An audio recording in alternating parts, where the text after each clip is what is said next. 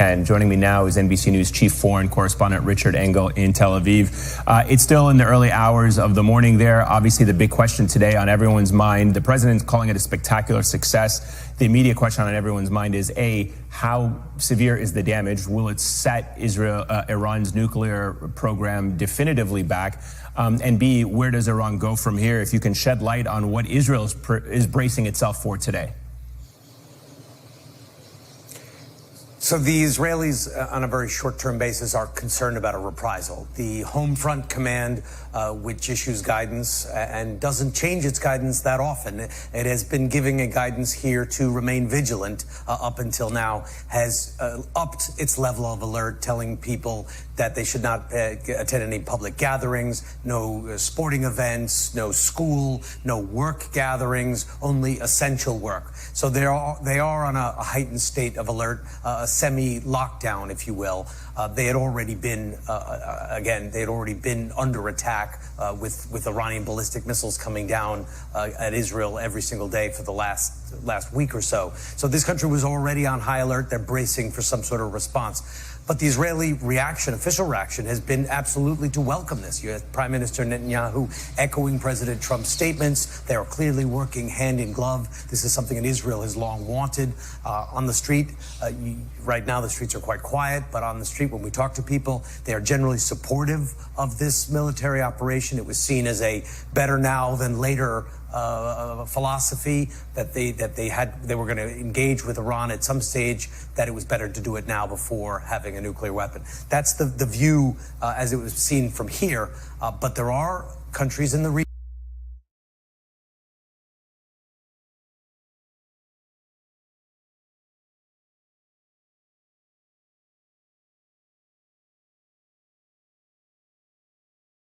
aware that this is going, that this was Prime Minister Netanyahu's goal, that he found President Trump relatively easily. He was going to do this and finally got the United States on board. And of course, the window now opens itself to a possible Iranian retaliation. If you hear what the president said today or see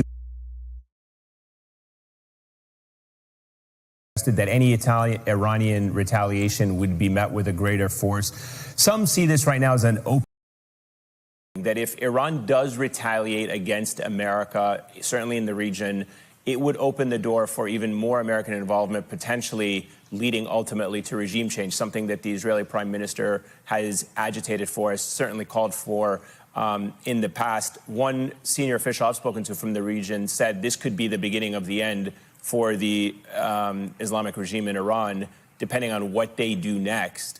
Where do you see this going from a kind of big picture approach, not just in the short term? I mean, Iran is now cornered. If they do retaliate, they run the risk of going into a direct war with the United States, which wouldn't be very long for them. They wouldn't last very long. Or if they do nothing, they appear very weakened in the eyes of their own people and ultimately susceptible to collapse. No doubt, Iran has been put into a corner. They were engaged in negotiations. President Trump is framing this as we're using force in order to convince the Iranians to come back to the negotiating table, to think again. They thought they could keep their nuclear enrichment program. Well, now they don't have a nuclear enrichment program, so they better come back to the table now. But the Iranians believe that the negotiating table was all a trick, that they were lured into this process under false pretenses, that Netanyahu and Trump were always going to do this, that President Trump just recently said that they have 2 more weeks to negotiate, and barely a day went by before the bombs started dropping on those nuclear sites today. So Iran, there's no trust. There never had been trust, but Iran feels, and I was just in Iran, and officials there have been saying this publicly, that they believe that this process was only designed to get them to put their guard down and allow them to be attacked. Now, can they go back to negotiations? The ones they believe are fictitious and set up to make them fail?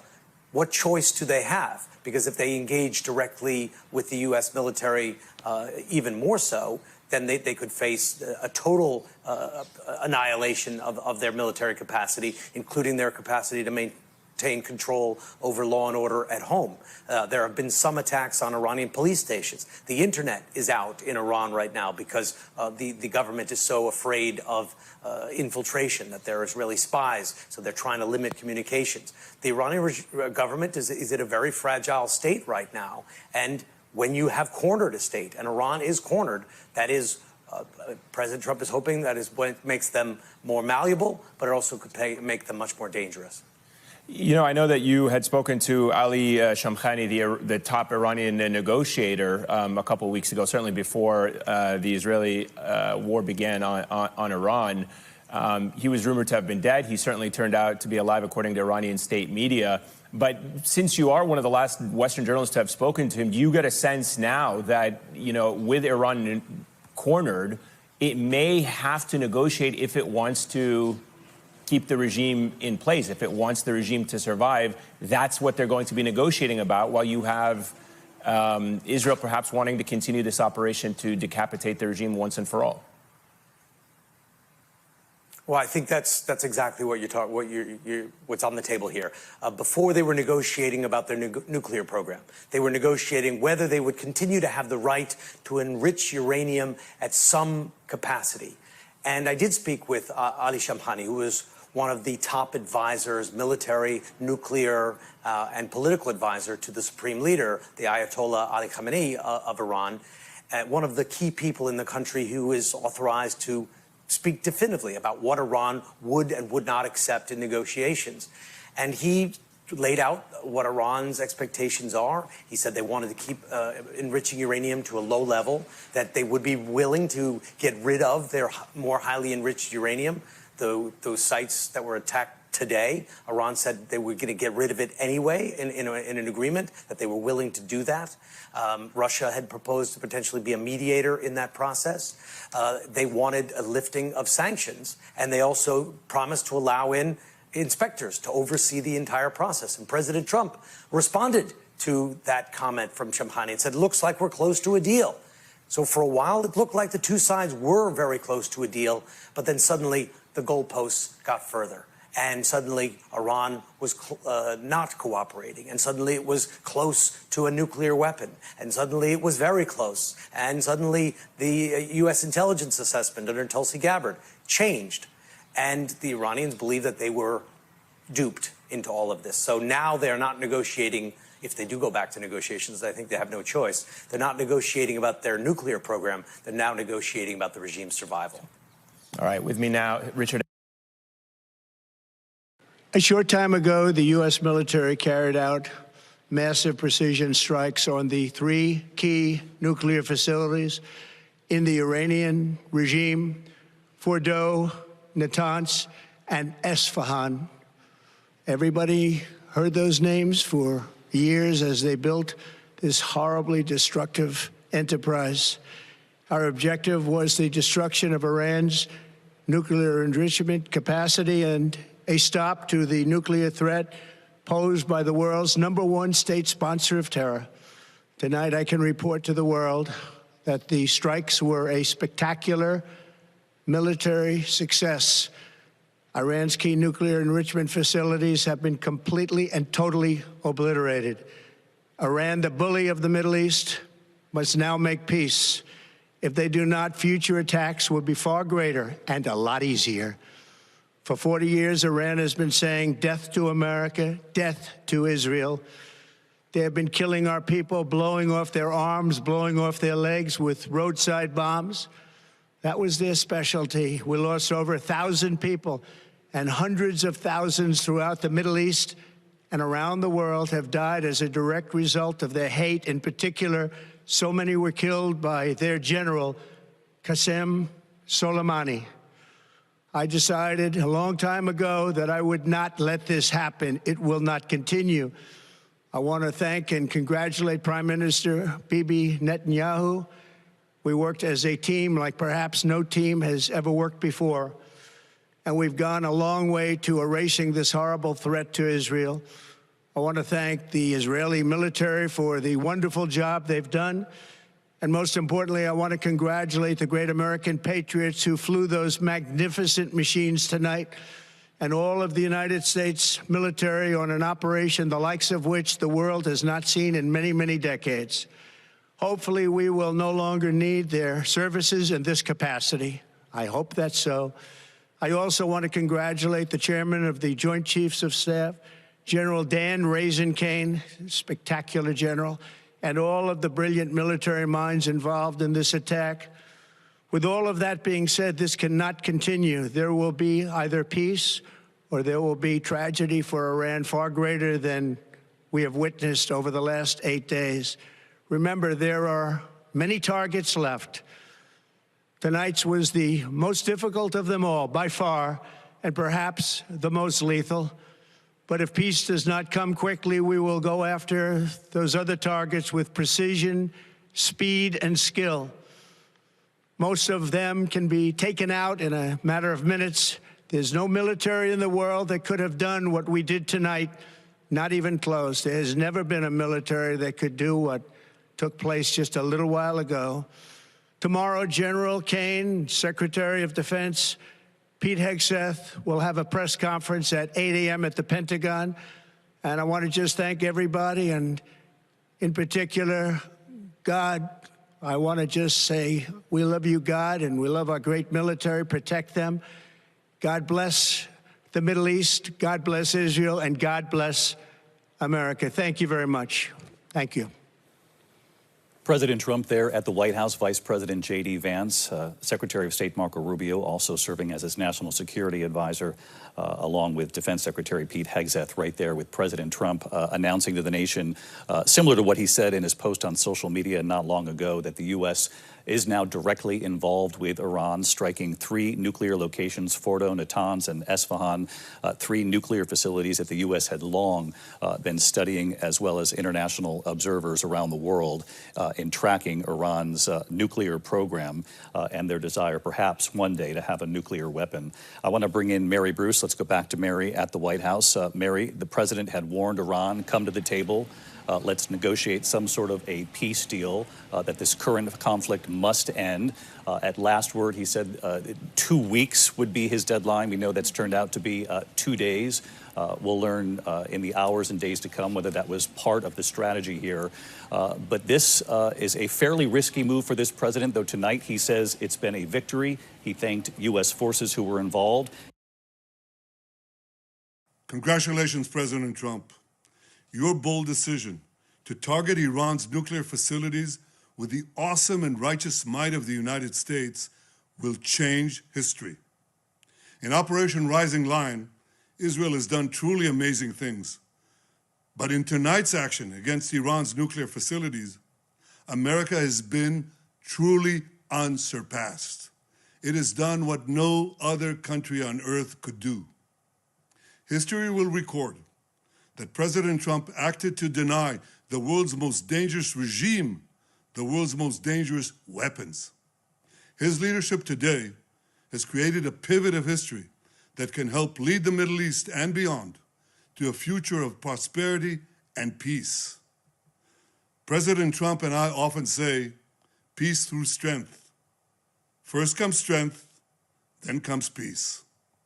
And tonight, President Trump and the United States acted with a lot of strength. President Trump, I thank you. The people of Israel thank you. The forces of civilization thank you. God bless America. God bless Israel. And may God bless our unshakable alliance, our unbreakable faith.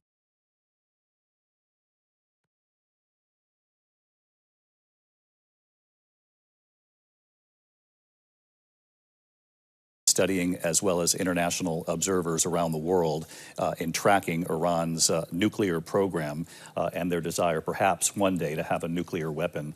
I want to bring in Mary Bruce. Let's go back to Mary at the White House. Mary, the president had warned Iran, come to the table. Let's negotiate some sort of a peace deal, that this current conflict must end. At last word, he said 2 weeks would be his deadline. We know that's turned out to be 2 days. We'll learn in the hours and days to come whether that was part of the strategy here. But this is a fairly risky move for this president, though tonight he says it's been a victory. He thanked U.S. forces who were involved, and he said if Iran does not end the wars and seek peace, tragedy for Iran will be even greater than what we've seen in the last 24 hours.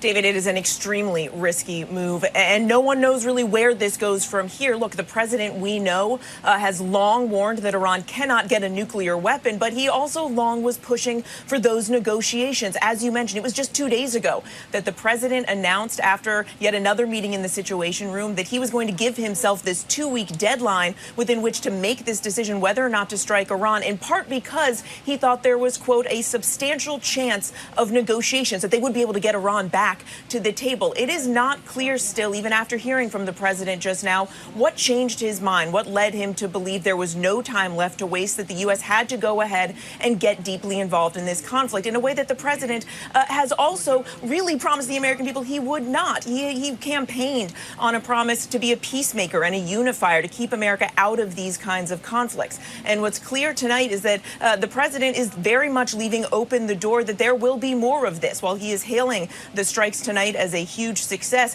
he is also not ruling out additional military action, saying that there are many targets left, that they will act with precision, speed, and skill if needed. How all of this will ultimately end Iran's nuclear program is a huge question. And of course, David, Iran has promised a severe response if the U.S. were to be directly involved, as we now are. And one quick follow-up to what you're reporting here, Mary. Obviously, you're watching ABC News live coverage at this hour. The president just addressing the nation, talking about the U.S. striking 3 Iranian nuclear sites, the president calling it a tremendous success, speaking briefly with our John Carl earlier this evening before addressing the nation about this.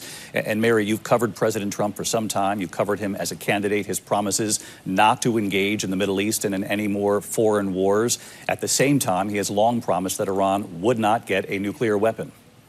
Yeah, and David, just again 2 days ago, the White House, while saying that they were giving themselves this 2-week timeline, again stressed that Iran was very close to getting a nuclear weapon, saying that Iran had everything it needed to achieve a nuclear weapon, and that once the supreme leader gave the go-ahead, that it could be just a few weeks before Iran had that full capability. Clearly, something changed in the president's calculus to make him go ahead and make this decision tonight. It is a remarkable turn for a president who has avoided getting dragged into these kind of conflicts, and it is one that his presidency, it will now define. That is for sure. Our chief White House correspondent, Mary Bruce, with us live here tonight. Mary, thank you. I want to bring in John Carl, our chief Washington correspondent. John, I was struck that you were able to connect with the president even before he addressed the nation tonight. Again, he was confident with what he had witnessed, what he'd been briefed on following this operation, and made it clear to the American people that all of the U.S. military involved in this operation is back out of that airspace and on their way home. I think the most significant thing is I called him, really, David, just in the aftermath of learning about these attacks within an hour of his speech that we just saw, and he picked up the phone. That was a measure of how eager he was to tout what he said in those words he said to me, a tremendous success tonight. He didn't want to talk about the details of the operation, about the very difficult questions, David, of what are the next steps? What happens with Iran? What happens with Iran's efforts to retaliate? We heard some of that in the speech just now when he said the attacks will be far greater and much easier if Iran does anything to the United States. But David, we are in a new phase here right now. I think it is without question the most consequential decision that we have ever seen Donald Trump make. And it's entirely unclear what direction it will go. Will it be consistent with his promise to end the forever wars? That's the argument that's being made tonight by the president's advisors. They're saying that what this has done is finally an American president has taken care of an Iranian threat that has bedeviled the United States for nearly a half a century. Here with more details from tonight's very critical strike, along with what we can expect moving forward, Jennifer Griffin. She is in the Pentagon tonight. Jennifer, what's amazing about this, and I did have an opportunity just minutes before coming on the air to speak to the president. We had initially discussed, both of us this week, that it would probably take at the Fordo facility as many as 2 bunker buster bombs. I can confirm it was 6 bunker buster bombs that were used in that one fortified deeply buried inside that mountain site, the one that everybody worried about, the one that Israel was not going to be capable of taking out unless they went nuclear. Well, that's right, Sean, and it's very interesting that the president shared with you that 6 of those MOP, massive ordnance penetrator, the 30,000-pound bunker buster bombs, were used on Fordo. That would mean that you would have had at least 3 B-2 bombers dropping those, because each of the B-2s can carry 2 of those MOP bombs. Based on my assessment and what I know about Fordo, there are 2 entrances to Fordo, so you may have had 2 bunker busters in each of the entrances. The way they work, as we've discussed in the past, Sean, is that one of the MOP bombs drops in and can penetrate about 200 feet underground. It makes about a 25-foot radius hole into the ground, and then the second bomb, dropped from the B-2 bomber, will penetrate that exact spot and go even further. And Fordo, as we know, is about 300 feet underground. I suspect that the third spot that was hit at Fordo, based on the structure of that facility, that underground nuclear facility in the mountain there, is a ventilation shaft that is very prominent. And if you dropped 2 bunker buster bombs of those MOP 30,000-pound bombs through the ventilation shaft, that would be another way to reach deep underground and to ensure that you destroyed that facility 300 feet underground. I think it's also notable, Sean, that the president told you that TLAMs, or Tomahawk missiles, were used in the strike on Natanz. Natanz also has an underground facility. Those Tomahawks would have been fired, as you mentioned, from submarines that were attached to either the USS Carl Vinson aircraft carrier strike group or the USS Nimitz, which was newly in the region. It had steamed all the way from the Pacific, and we understand that it arrived in the CENTCOM AOR earlier today. So those Tomahawks could be fired from any number of locations from those aircraft carriers. And then you have Isfahan. Isfahan is an above-ground site, and so you could have used conventional weapons for that. There could have been the Air Force could have been involved in that, or it could have been simply those Tomahawks. Natanz has 3 underground facilities, so there would have been about 6 points of impact at Natanz. And so we'll just have to wait and see if the B-2s were involved at all in Natanz or Esfahan, but certainly the involvement of Tomahawks, U.S. naval submarines, and those incredible B-2 bombers. What's notable to me, Sean, is that this morning we woke up looking westwards and this was all part of the deception in terms of the operational security for this incredible mission, is that those 6 B-2 bombers that were seen by radar trackers, open source flight trackers, they were heading west towards Guam, we were told. U.S. officials confirmed to us that they were heading to Guam. It's about a 30-hour flight. If they took off from Whiteman Air Force Base in Missouri and flew directly to Iran, it would be about 30 hours. They would not have made it in time. So it was not those B-2s that were involved in this mission. Most likely what happened is the B-2s also took off to the east. So another squadron took off from Whiteman to the east, and that's about a 15-hour trip to Iran, and they would be on their way back to the United States right now. It's a 30-hour round trip if you fly to the east. And that's where we saw that air refueling bridge that was built earlier in the week, where all those air refuelers, about 30, were sent from the United States to Europe and to the Middle East to help Jennifer, with those B-2s. Sean? Let me give you a little bit more detail. I'm being told now from a reliable source that Fordo, they believe it is gone. They believe that has been wiped out. And again, we had discussed earlier in the week the possibility of not 1 but 2 bunker buster bombs. Again, 30,000-pound bombs being necessary to take out that one deeply buried facility. I can put clarification on Natanz and Esfahan, the other 2 facilities that you were referencing and discussing. The 30 Tomahawks from a submarine over 400 miles away took out the remainder of the sites. It was believed, the assessment was that the Israelis had taken out about 75% of those sites. So it was basically completing the mission that had begun with Israel on those other 2 locations, just to give you clarification. Well, that makes a lot of sense. But truly, the fact that 30 Tomahawks were fired from the U.S. naval vessels, from those submarines, again, this just shows the strength and the ability and the precision of the U.S. military. And there's no doubt tonight, in my mind, Sean, that President Xi in Beijing and President Putin in Moscow are taking note of the U.S. military capabilities and what Israel has been able, tiny Israel has been able to accomplish in the last 10 days. So this is really a very, very significant night in terms of what the mission accomplished. But as we have discussed, what comes next? And the U.S. military is warning its personnel across the Middle East. There are 40,000 troops across the Middle East at bases in Syria, Iraq, as well as in the Gulf states. And they are now on high alert, expecting some sort of response from Iran. Now, if Iran were smart, and it's not clear that they are, they would not respond.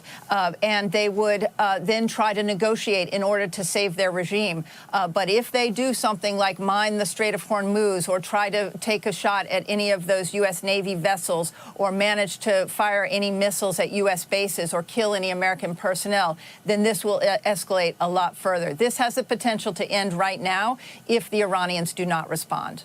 Sean? A couple of things that you're saying, Jennifer, and you get to follow the greatest, best military that God ever gave man, and the bravest of the brave. And you're right, and every single military effort brings with it danger, and you have to game out and calculate out what the potential response might be. Obviously, they are prepared for that. In the lead up to this, we know a lot of people had been evacuated. A lot of people had been warned. The president himself was warning the people in Tehran to get out of Tehran and give them an opportunity. As he said, he doesn't have a problem with the people of Iran, but they were never going to have nuclear weapons.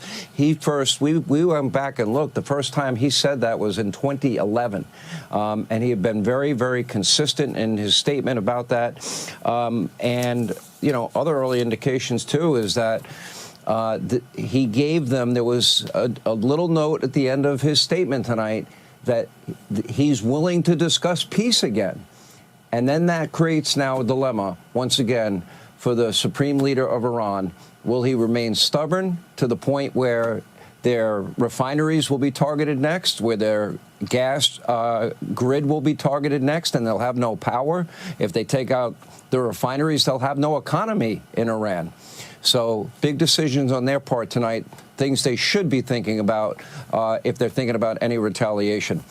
Jennifer Griffin, we'll get back to you. We appreciate your report, and God bless our military. Incredible feat that they were able to accomplish tonight. Hey, Sean Hannity here. Hey, click here to subscribe to Fox News YouTube page and catch our hottest interviews.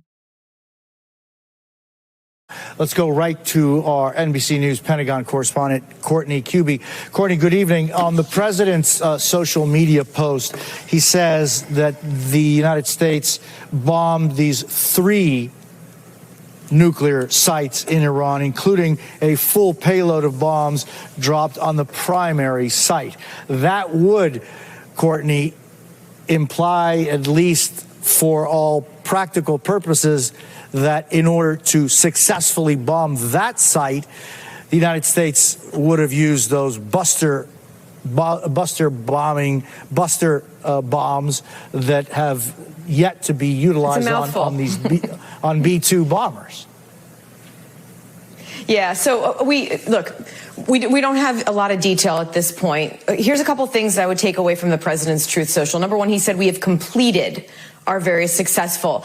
That, to me, would indicate that this was sort of the bombers went in, or the potentially other aircraft, most likely other aircraft as well, went in here, they conducted this bombing run, and they got out. They've cleared Iranian airspace. That's generally the point at which military officials or the White House, I guess, would release any kind of information once they are clear of that potentially dangerous airspace over Iran.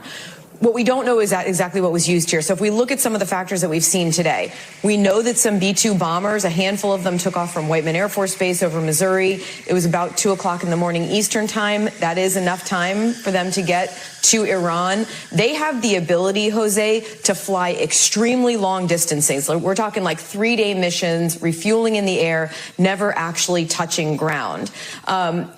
Again, we don't have confirmation that was what was used here, but we have been talking all week about how difficult it would be to actually bomb Fordo. The actual facility sits somewhere in the neighborhood of about 300 feet below the surface of the earth, and it's underneath reinforced concrete.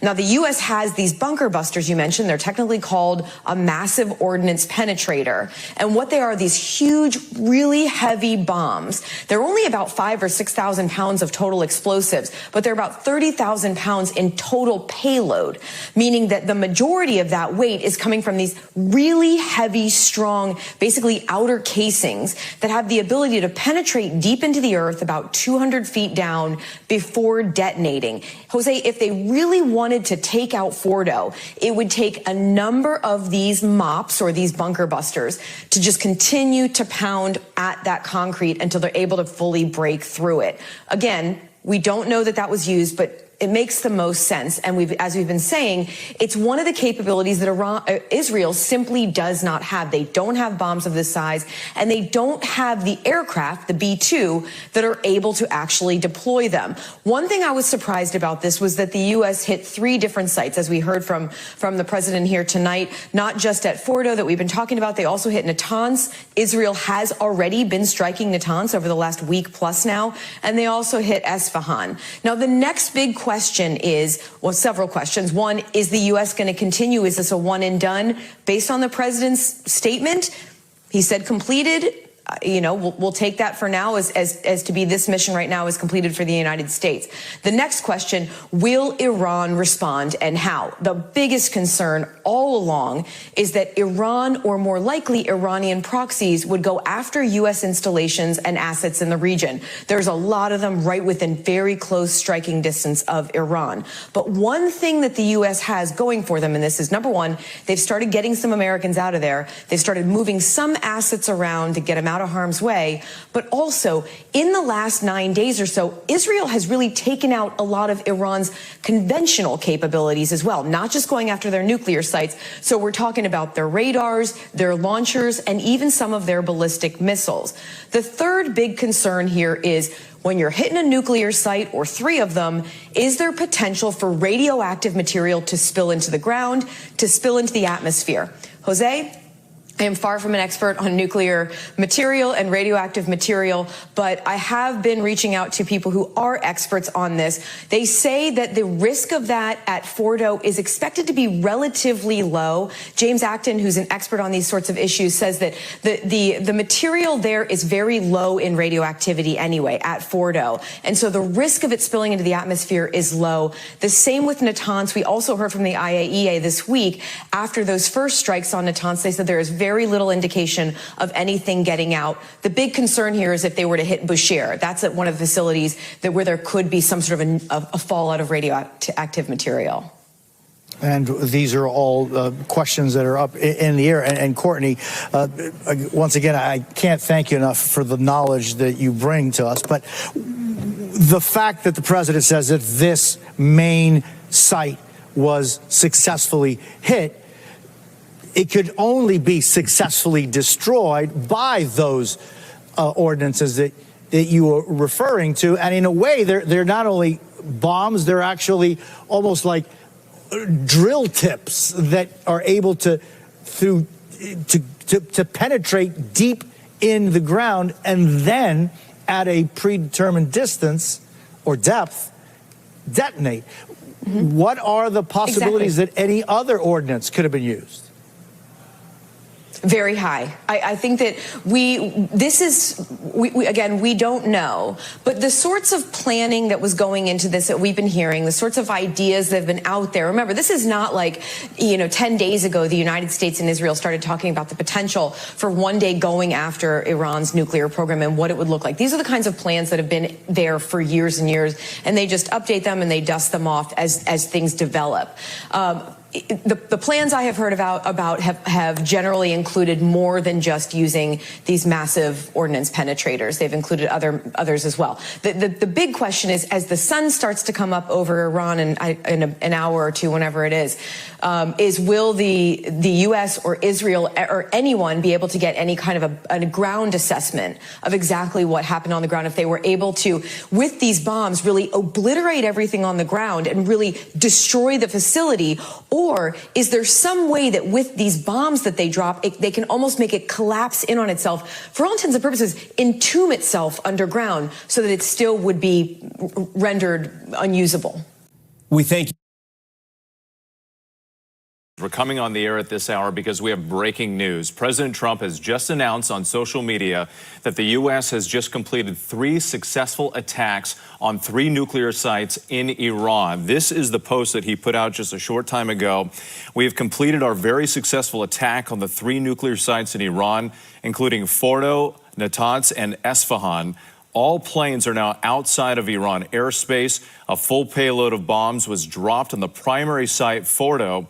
All planes are safely on their way home. Congratulations to our great American warriors. There is not another military in the world that could have done this. Now is the time for peace. Thank you for your attention to this matter. A short time ago, the U.S. military carried out massive precision strikes on the 3 key nuclear facilities in the Iranian regime, Fordo, Natanz, and Esfahan. Everybody heard those names for years as they built this horribly destructive enterprise. Our objective was the destruction of Iran's nuclear enrichment capacity and a stop to the nuclear threat posed by the world's #1 state sponsor of terror. Tonight, I can report to the world that the strikes were a spectacular military success. Iran's key nuclear enrichment facilities have been completely and totally obliterated. Iran, the bully of the Middle East, must now make peace. If they do not, future attacks will be far greater and a lot easier. For 40 years, Iran has been saying death to America, death to Israel. They have been killing our people, blowing off their arms, blowing off their legs with roadside bombs. That was their specialty. We lost over 1,000 people, and hundreds of thousands throughout the Middle East and around the world have died as a direct result of their hate. In particular, so many were killed by their general, Qasem Soleimani. I decided a long time ago that I would not let this happen. It will not continue. I want to thank and congratulate Prime Minister Bibi Netanyahu. We worked as a team like perhaps no team has ever worked before. And we've gone a long way to erasing this horrible threat to Israel. I want to thank the Israeli military for the wonderful job they've done. And most importantly, I want to congratulate the great American patriots who flew those magnificent machines tonight, and all of the United States military on an operation the likes of which the world has not seen in many, many decades. Hopefully, we will no longer need their services in this capacity. I hope that's so. I also want to congratulate the chairman of the Joint Chiefs of Staff, General Dan Raisin-Kane, spectacular general, and all of the brilliant military minds involved in this attack. With all of that being said, this cannot continue. There will be either peace or there will be tragedy for Iran far greater than we have witnessed over the last 8 days. Remember, there are many targets left.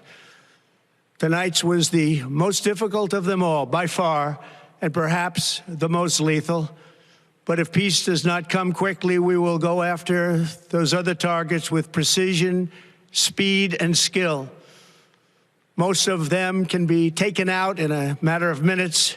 There's no military in the world that could have done what we did tonight, not even close. There has never been a military that could do what took place just a little while ago.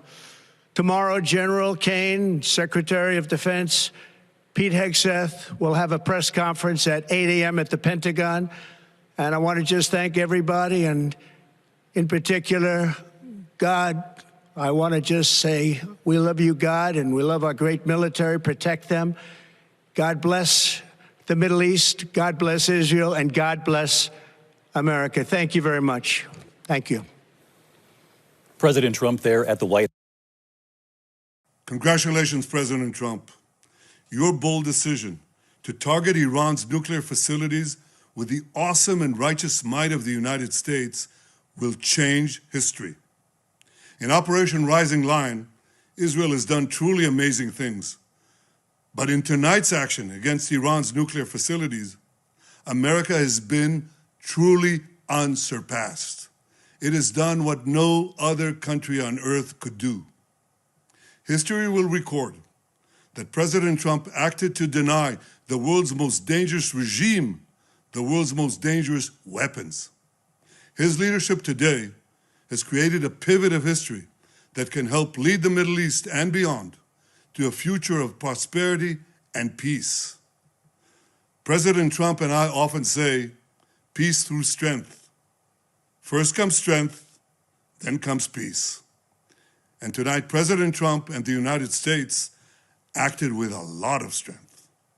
We're coming on the air at this hour because we have breaking news. President Trump has just announced on social media that the U.S. has just completed 3 successful attacks on 3 nuclear sites in Iran. This is the post that he put out just a short time ago. We have completed our very successful attack on the 3 nuclear sites in Iran, including Fordo, Natanz, and Esfahan. All planes are now outside of Iran airspace. A full payload of bombs was dropped on the primary site, Fordo. All planes are safely on their way home. Congratulations to our great American warriors. There is not another military in the world that could have done this. Now is the time for peace. Thank you for your attention to this matter. That statement from President Trump right there, if you'll remember, he gave a 2-week deadline for him to consider whether or not he was going to use those bunker-busting bombs on that Iranian nuclear site. And now the president making that decision tonight and following through. Let's go ahead and bring in our Rachel Scott, our White House correspondent, who's been following all of this very closely. Rachel, we know that the president was meeting with his national security team tonight, and it seems like they had big plans and followed through. This comes after a series of meetings that the president has had with his national security team in the Situation Room, in which the president was really mulling over this decision of whether the United States should get directly involved. I will tell you, the president really warming up to this idea, especially over the last several days. I spoke to him by phone just 1 week ago. At that point, he told me that it's possible that the United States could get it right now. Now the realm of possibility, still looking for radical. Is joining us now on the phone. General, obviously this news is just coming in. We knew this is something that the president was considering. He was meeting with his top national security officials tonight, but he did give that 2-week time period that he was going to consider all of this. What do you think changed?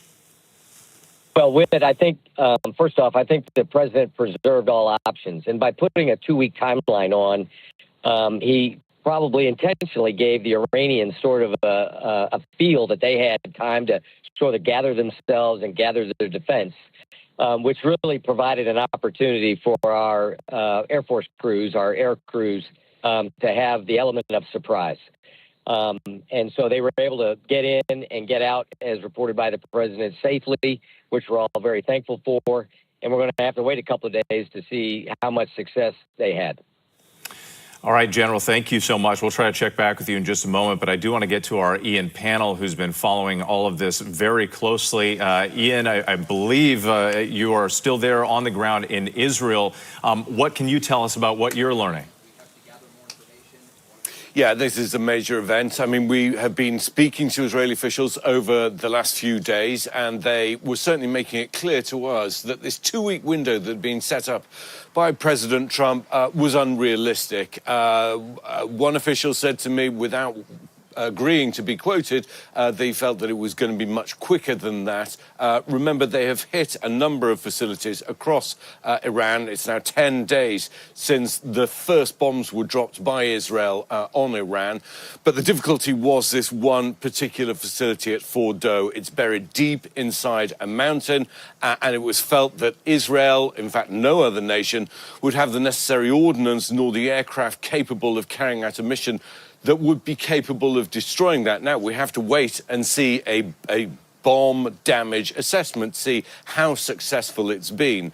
Nevertheless, we were reporting and we're hearing that U.S. stealth bombers have been moved closer to the area, to Diego Garcia, which is it's owned by Mauritius. It's got a British base there, and that has been a base in the Indian Ocean that would allow American bombers to be within much closer striking distance to Iran. And as the president has said, it looks like the U.S. bombers have taken place. So as we were reporting again, it was the likely the B-2 stealth bombers, which is the only bomber in the world that's capable of carrying these MOPs, these massive ordnance projectiles, these very heavy bombs. But what makes them specific is they're able to dig into the ground. In other words, they don't explode the second they touch the ground.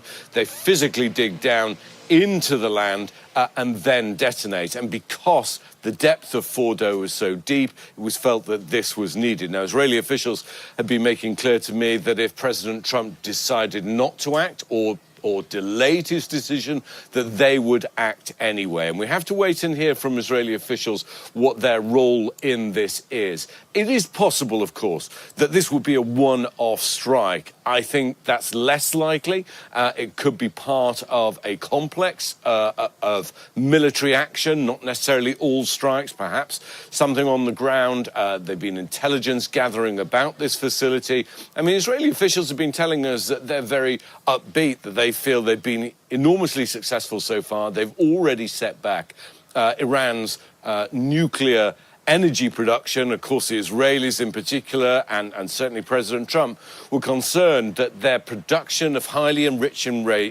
uranium had got to this point, to 60% of production, that it could very easily then be transferred into weapons-grade uranium. And that was something that the International Atomic Energy Agency, an independent UN agency, had said was the situation, that Iran had basically doubled its production of this material, and Israel had seen that as an existential threat, that having dealt with the other so-called enemies in the neighborhood, dealt with Hamas, dealt with Hezbollah in Lebanon, in Syria, you've had a change of regime, that it was actually Iran was the one remaining piece of the puzzle. And in order to ensure the safety of the state of Israel, then they had to be sure that Iran was no longer capable of being within weeks of producing potentially weapons-grade uranium. Now, we know that the U.S. intelligence community, this has been a dispute between the president and his own director of national intelligence and the intelligence community, whether Iran had the intent to make a nuclear weapon. No one's seen any evidence to say that was the case. The issue is that they had the capability, and the judgment in an intelligence and political way was too much. So what we know from the president is that there has been this bombing run. The president described it as successful. It has hit a number of sites, including Fordo, this uranium facility, which was a hidden facility up until a few years ago. It was actually President Obama who announced to the world the existence of this. And there's always been concern that even though there were agreements with Iran in place for a while, they were torn up by President Trump, the JCPOA, this nuclear a treaty which basically meant that Iran was not supposed to enrich uranium up to a certain amount and certainly wasn't supposed to use it for nefarious purposes, that actually the reality on the ground was that Iran was not abiding, at least by the spirit, if not by the letter, of this agreement, and that had continued to raise concerns. Israel, for years, has been flagging what the situation is, but I think two things had happened, and I've heard this from Israeli officials. The two strikes that took place by Iran on Israeli soil and by Israel on Iranian soil last year were indicators to Israel that they were seeing things that were of grave concern to them, and that they felt that the window of opportunity was open, and that if they didn't act preemptively, then they could get to the point where it would be too late for them to respond. That's certainly what Israeli military and political officials will tell you here. So that is the situation. It is an important development. We've already seen some reaction from certainly the Iranian media, adverse reaction to America's role.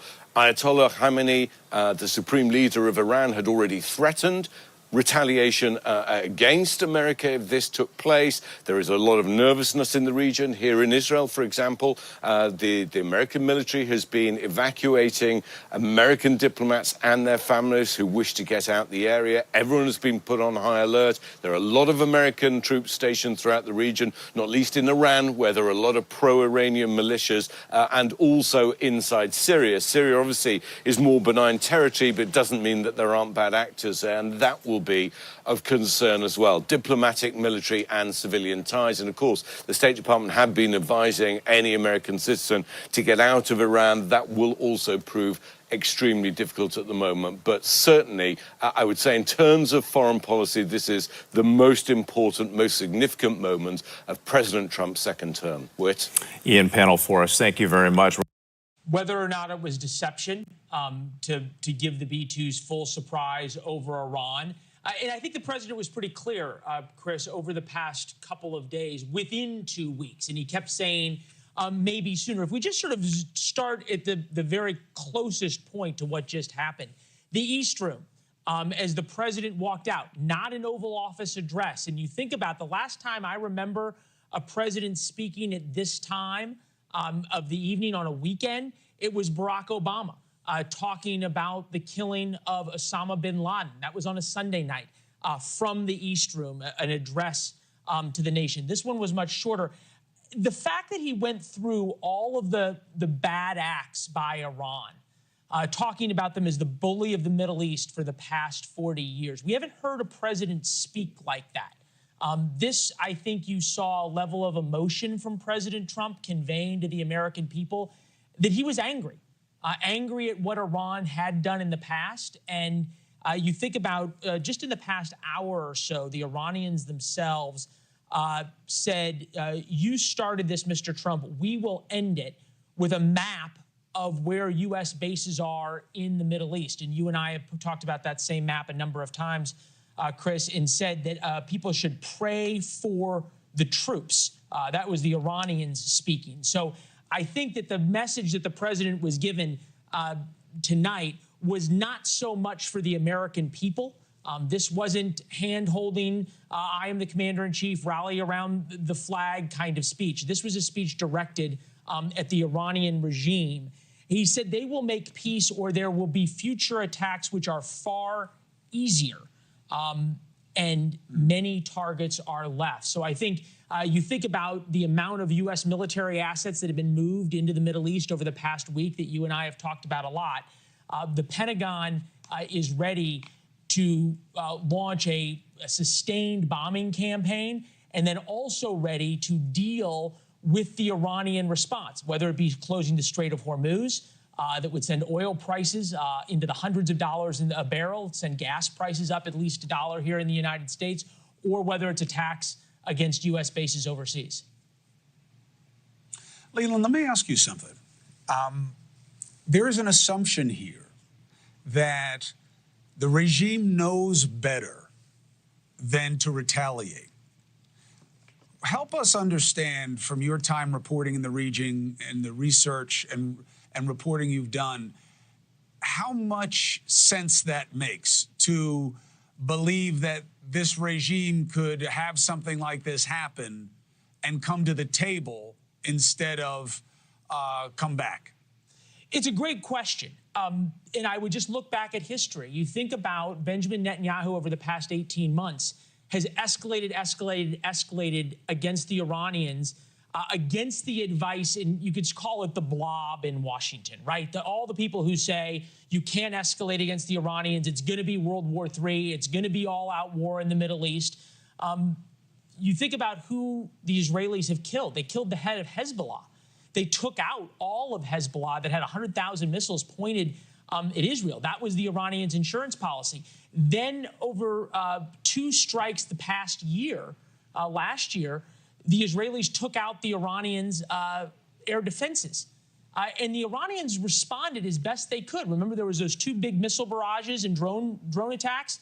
all of which were shot down. And I think the question for the Iranian regime, and this is probably what is being put to them in the back channel, is pretty simple. If you want to stay alive, this ends. And if you'd like us to end the regime, we'd be happy to do that for you. And that may be a point where the Iranians are sort of given the choice, right? The Iranians believe in martyrdom for everybody else. That was the whole death to America. They had Hezbollah, they had Hamas, they had suicide bombers against the United States, on and on and on. Now they're going to be asked, the Iranian regime is going to be asked, do you believe in martyrdom for yourselves? And I think that the amount of U.S. firepower that is now in the Middle East can credibly make that threat. What do you think should be the level of sensitivity back here at home? You know, one of the things that the president left open by not doing a let's come together speech is he's going to have a lot of people within his own base who are really pissed about this and what it means. So does that matter, or does he just focus on whether or not we have radicalized people here at home that do something stupid? When you say radicalized, are you talking about homegrown terror attacks, or are you talking about Marjorie Taylor Greene and Tucker Carlson mouthing off? That's a good ask. I think both, but really, how much does it matter to Trump that he has people within the pod bros who are calling for his impeachment because of this, and that was theoretical. Now it's actually happened. And all of these crazy fundamentalists that we see in the country just killing people out of political exasperation. Well, look, the idea that there is the possibility of Iranian sleeper cells in the United States, you'd have to be foolish to think there are not. And you're coming up on July 4th here. What is this, June 21st? So 14 days from now, 2 weeks, where every small town in America becomes a soft target at a fireworks display. You can imagine the FBI and others working overtime right now to think about that. That would be number one. Does Donald Trump care about the pod bros? Not at all. I think we've realized in this second term, Chris, and you and I have talked about it a lot, President Trump does not care anymore. And you know, you can say that his base, or there's parts of his base that are upset about this. There has been no one who's understood his base better than Donald Trump has. And when America is projecting strength, when the president is being the commander in chief, there is almost no better moment. I think that 8 a.m. press conference tomorrow morning by President Trump's national security team, right? He said Secretary of Defense and the chairman of the Joint Chiefs. Raising Cain, the general's former Air Force pilot, I believe, is he not? I'm sitting here next to a Air Force one-star, John Tykert, who just nodded along with that. But I think they're going to be the ones who are going to lay out a lot more of the intelligence. But you're right to point out that we don't know what switch flipped in the president's head. And the fact that he said so much about Benjamin Netanyahu in this speech, I think, tells you that at some point Netanyahu convinced President Trump that the Israelis had better intel than the United States did about the Iranian intentions, and that something changed. And if you're the Israelis, you really don't want to reveal that because that's sources and methods who are probably still inside Iran right now that the Israelis are relying on. But there's something that has changed about President Trump. And I think also it could be the fact that he felt like he got played over the past 60 days with the Iranians, that the Iranians weren't serious. And remember that it was yesterday that the Iranians said, oh, we're happy to talk once the Israelis stop. And that may have been what pushed President Trump over, because it showed that the Iranians were fundamentally unserious.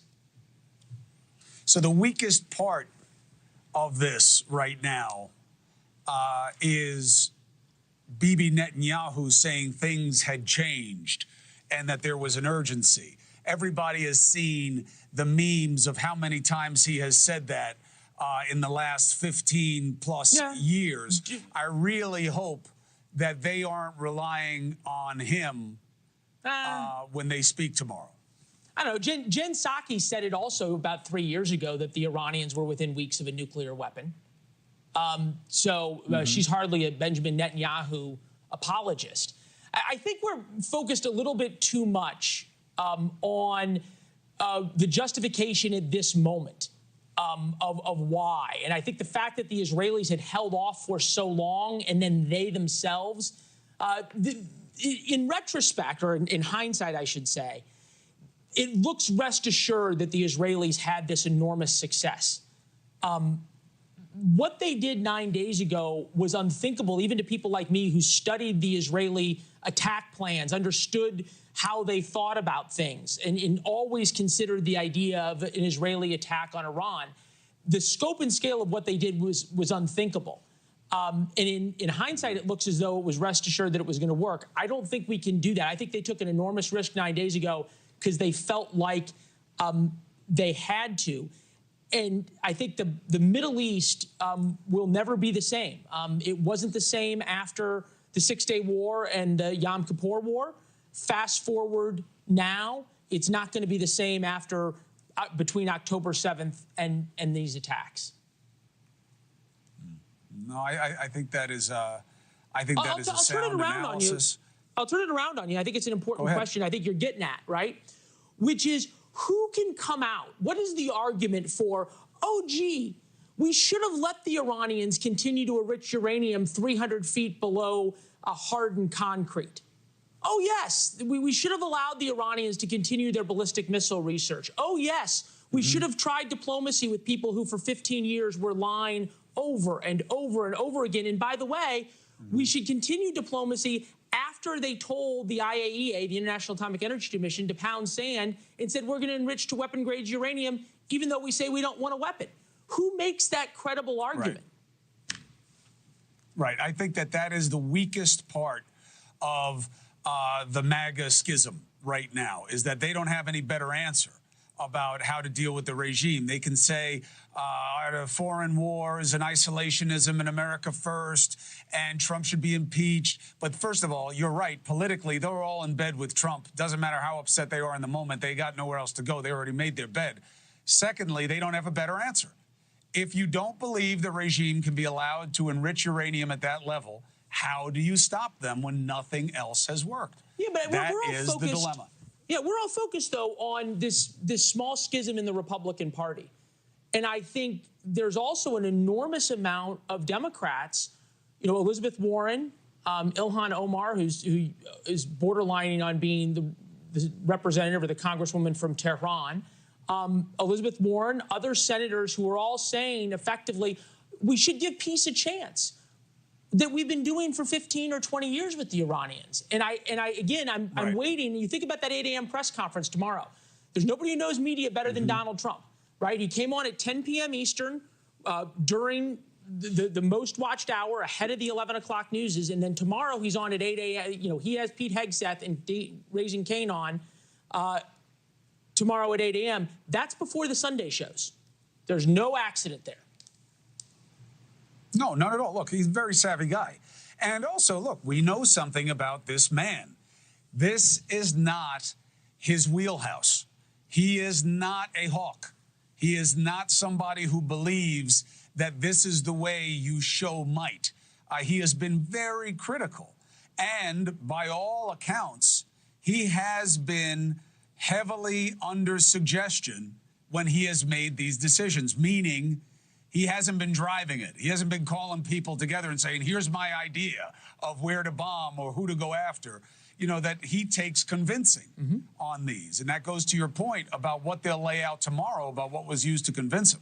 Well, and they were, the other thing the president said, and I think this is really important, is how much he went point by point about the Iranian regime, that this wasn't just about their nuclear weapons program. It is, how can you even take the chance, as we look at Congressman Adam Smith of Washington State, who's there in 1 second. Congressman, we'll give to you in 1 second. I just want to make this point to Chris, that you have this situation where Donald Trump lays out all of the bad acts by the Iranians and makes the point, how can you even take the chance they would get a nuclear weapon? And remember, there was all the same prophecies, almost worse. I mean, Chris, you and I weren't working together at the time, but I remember anchoring after Trump ordered the assassination of Qasem Soleimani. It was going to be World War III. The Middle East was going to have this enormous war. And you know what? The Iranians launched a bunch of missiles. At a couple of U.S. bases. They called ahead and said, this is when we're going to do it. And they intentionally targeted the areas of the U.S. bases that were empty, like the sand. And then they went into their hole. And you know what? They backed down. They stopped attacking U.S. assets in the Middle East. They severely curtailed their terror funding. We don't know what happened with their nuclear program, but they went back into their mosques in Tehran and chanted "Death to America," but they weren't doing much. And I think that probably was something that Donald Trump remembers, and he noted as much in his speech. Look, I think that's a fair point, and they're only weaker now. These are shots of the president in the Situation Room, apparently when they were watching this operation go down. Look, we're going to learn more. I do believe that Soleimani was a very different level of justification. I think that it was a loophole, but justifiable under the 2002 AUMF because he was in Iraq at the time they hit him, and Iran had been funding proxies there that were attacking troops. I don't know that this is as easy a sell legally if Congress wants him to make the case, which I don't know that they will. Oh, really? You think the Republican Speaker of the House is going to sort of try to hold his feet to the fire, or John Thune is going to authorize use of military force? I mean, I just don't. I don't see that for a commander-in-chief in this way. Yeah, me either. I mean, look, they should. And again, I'm not criticizing the president's choice. I understand why anybody would want to take any power available to them when they're in that kind of position, and Congress has given it to them. I'm just saying, I think that this is just a naked example of how Congress has abdicated what was supposed to be its, even by the 1973 War Powers Act. And I know that people are like, it's too academic, it's in the weeds right now. Well, let's see. Let's see what happens next, and let's see what's done because of this, even with Iran, the regime, in an arguably much weaker position than it was when Soleimani was hit. No. Look, I think there's going to be a time and a place for that conversation. Congress has given away so many of its rights and responsibilities, and that's a whole different discussion. But, you think about the sun coming up right now. And you're the Iranians, you just lost your nuclear program. The fact that they so quickly put out this direct threat against the United States, you started it, we will end it, with a map of U.S. bases and saying America should pray for its troops.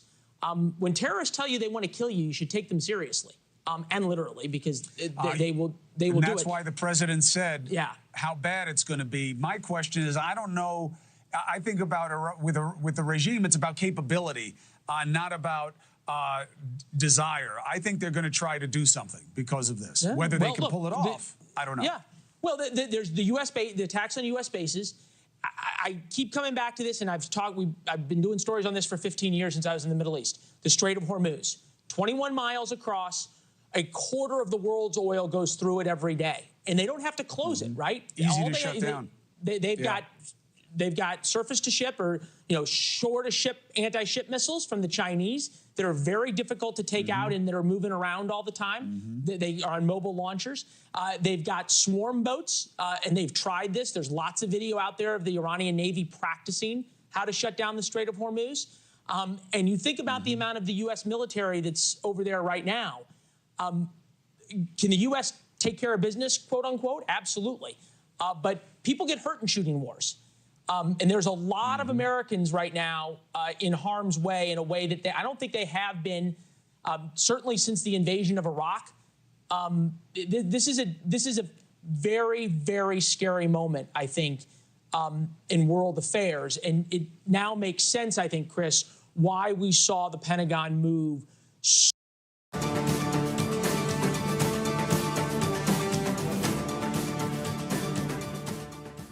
This is a CBS News special report. I'm Margaret Brennan in Washington. We have breaking news out of the Middle East. President Trump is about to address the nation.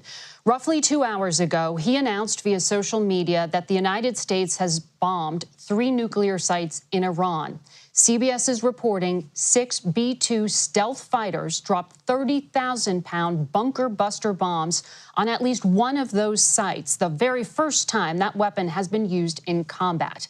Today, it was to destroy an underground nuclear facility about 60 miles southeast of Tehran. The president said that all American planes are safely now out of Iranian airspace. These American strikes are in support of a war that Israel launched on Iran 9 days ago. We know tonight that the Israeli prime minister has spoken to the president, thanked him, and congratulated him on the strikes. We are awaiting word now from the President of the United States himself, who is expected to address the nation from the White House. As we await him taking the podium, I want to go to our White House correspondent, Weijia Jiang. Weijia, we know that the president returned to the White House in the 5 o'clock hour, around 6 p.m. He had a national security briefing. What do we know about what was going on at that period of time? Margaret, that's right. He was in his golf club in Bedminster, New Jersey, but came back this evening, which was actually always the plan, even when he took off for that trip. And right beforehand, he said that Iran had at maximum 2 weeks to try to reach a diplomatic deal. There was no indication at that time that he was going to follow through with the strikes. But of course, that quickly changed.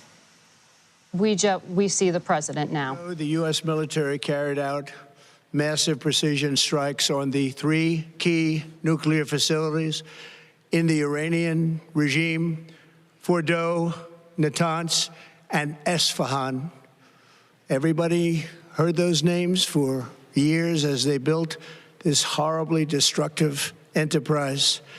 Our objective was the destruction of Iran's nuclear enrichment capacity and a stop to the nuclear threat posed by the world's #1 state sponsor of terror. Tonight, I can report to the world that the strikes were a spectacular military success. Iran's key nuclear enrichment facilities have been completely and totally obliterated. Iran, the bully of the Middle East, must now make peace. If they do not, future attacks will be far greater and a lot easier. For 40 years, Iran has been saying death to America, death to Israel. They have been killing our people, blowing off their arms, blowing off their legs with roadside bombs. That was their specialty. We lost over 1,000 people, and hundreds of thousands throughout the Middle East and around the world have died as a direct result of their hate. In particular, so many were killed by their general, Qasem Soleimani. I decided a long time ago that I would not let this happen. It will not continue. I want to thank and congratulate Prime Minister Bibi Netanyahu. We worked as a team like perhaps no team has ever worked before. And we've gone a long way to erasing this horrible threat to Israel. I want to thank the Israeli military for the wonderful job they've done. And most importantly, I want to congratulate the great American patriots who flew those magnificent machines tonight, and all of the United States military on an operation the likes of which the world has not seen in many, many decades. Hopefully, we will no longer need their services in this capacity. I hope that's so. I also want to congratulate the chairman of the Joint Chiefs of Staff, General Dan Raisin-Kane, spectacular general, and all of the brilliant military minds involved in this attack. With all of that being said, this cannot continue. There will be either peace or there will be tragedy for Iran far greater than we have witnessed over the last 8 days. Remember, there are many targets left. Tonight's was the most difficult of them all, by far, and perhaps the most lethal. But if peace does not come quickly, we will go after those other targets with precision, speed, and skill. Most of them can be taken out in a matter of minutes. There's no military in the world that could have done what we did tonight, not even close. There has never been a military that could do what took place just a little while ago. Tomorrow, General Kane, Secretary of Defense Pete Hegseth, will have a press conference at 8 a.m. at the Pentagon. And I want to just thank everybody, and in particular, God. I want to just say we love you, God, and we love our great military. Protect them. God bless the Middle East. God bless Israel, and God bless America. Thank you very much. Thank you. That's so. I also want to. President of the United States walking away from the podium there where he had been flanked by the Secretary of State and National Security Advisor Marco Rubio, along with Secretary of Defense and his Vice President, announcing and congratulating the military on what he called spectacular military success in these strikes that were carried out inside Iran earlier today. He said the sites were, quote, completely obliterated. Now, he did seem in those remarks not to completely close the door on further military action. He thanked the U.S. military and said that he hopes that their services won't be needed again. And he said all of this was meant to erase the nuclear threat posed by Iran. To be clear, U.S. intelligence assessment has been that Iran was not yet building a nuclear weapon, but that they had been enriching nuclear fuel at worrisome levels. The international community had high degree of outcry on that point. Just a few weeks ago in Vienna, you had the Israeli strikes come the following day after that, in the midst of what had been a diplomatic effort by President Trump and his envoy, Steve Witkoff, to negotiate with Iran to get them to limit their nuclear program. Those did not result in an agreement, though up until today, I am told, the U.S. was trying to reach out. Yet, just a few hours ago, we saw these strikes carried out. I want to go over to the Pentagon now, where our Charlie D'Agata is. And apparently, Charlie, you'll be there early tomorrow, since the president just said there will be an 8 a.m. Pentagon press conference where he will detail these strikes. The Secretary of Defense will. What do we know at this hour? I know Iran is acknowledging and saying that these strikes happened, but that it will not end their nuclear program. Yeah, well, Margaret, we await that briefing tomorrow. We have had very few briefings here at the Pentagon, so it'll be interesting to see how much detail is shared there. But as it was already shared, 6 bunker busters on Fordow, that would have meant at least 3 of the B-2 bombers that we've already discussed, where they came from, when they were deployed. We were talking earlier today about whether they went from Whiteman, whether they were going to Guam. Maybe it was a head pump, maybe it was a head shake of where this was going to go and when it was going to happen. Something like 30 Tomahawk missiles at 2 other sites there. They've been called massive precision strikes.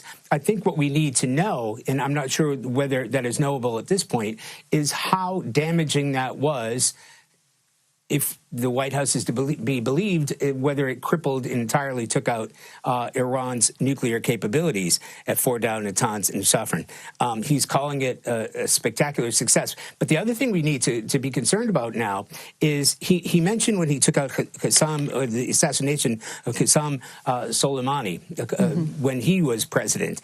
And we saw the retaliation then across multiple American targets. There are 40,000 U.S. service members spread throughout the Middle East, and they have come under attack before. And we've already known, even leading up to this, because it was always a what if, but leading up to where we are now, we've been speaking to people here at the Pentagon, DOD, saying if there is an Iranian retaliation, how are we postured? How is the United States postured to defend against that? There are multiple.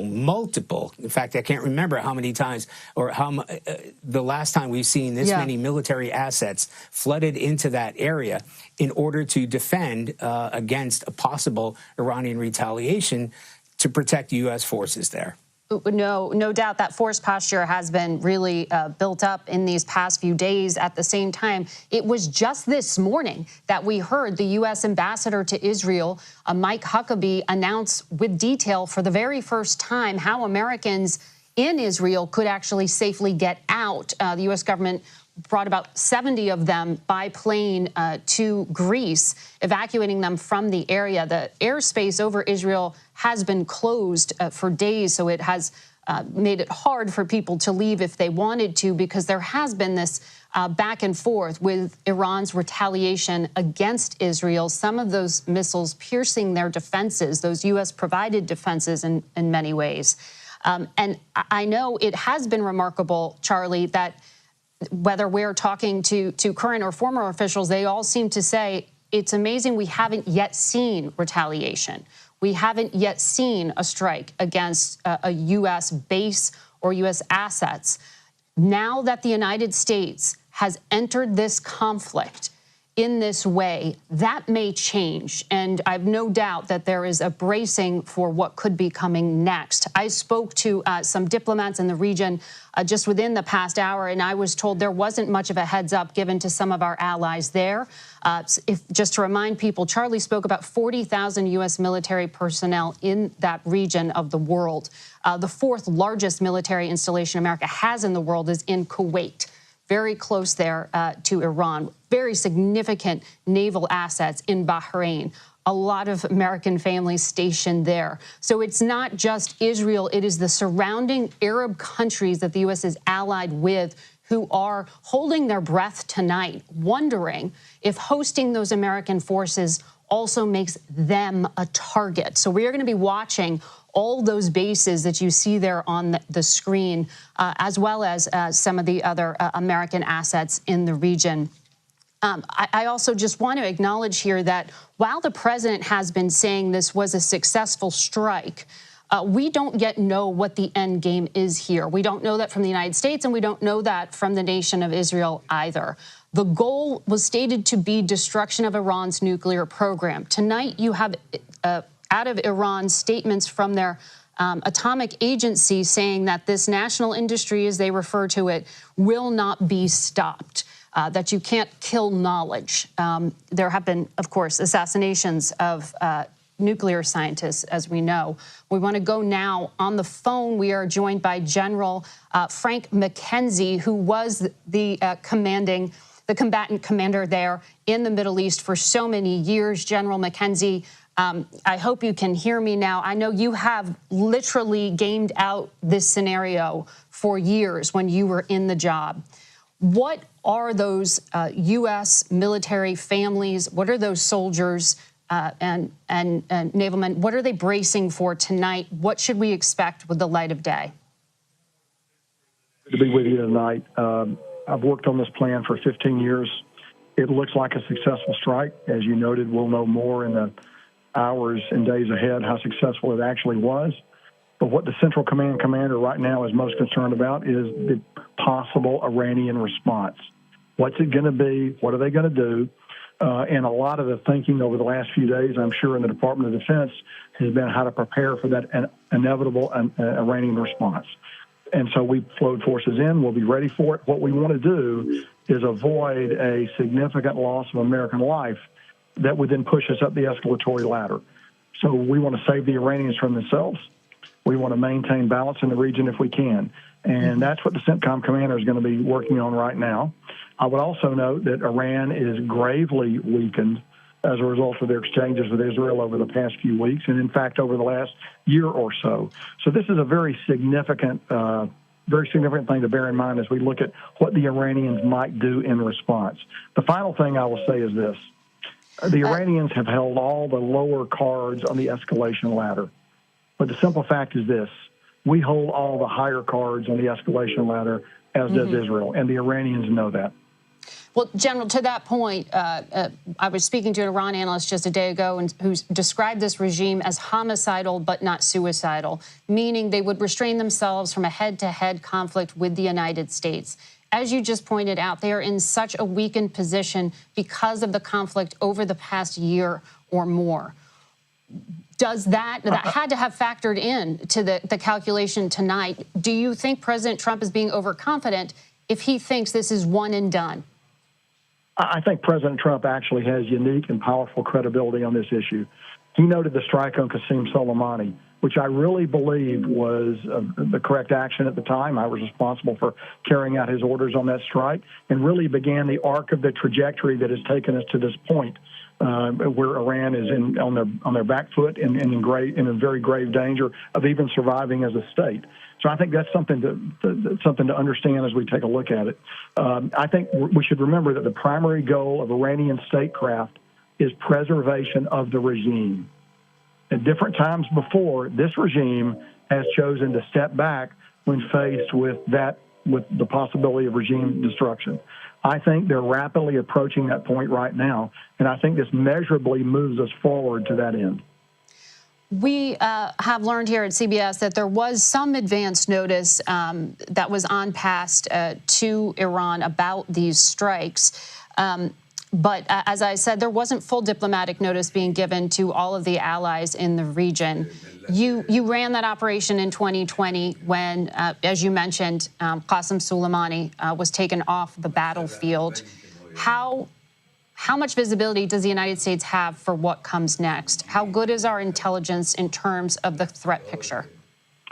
So, Margaret, our intelligence is very good.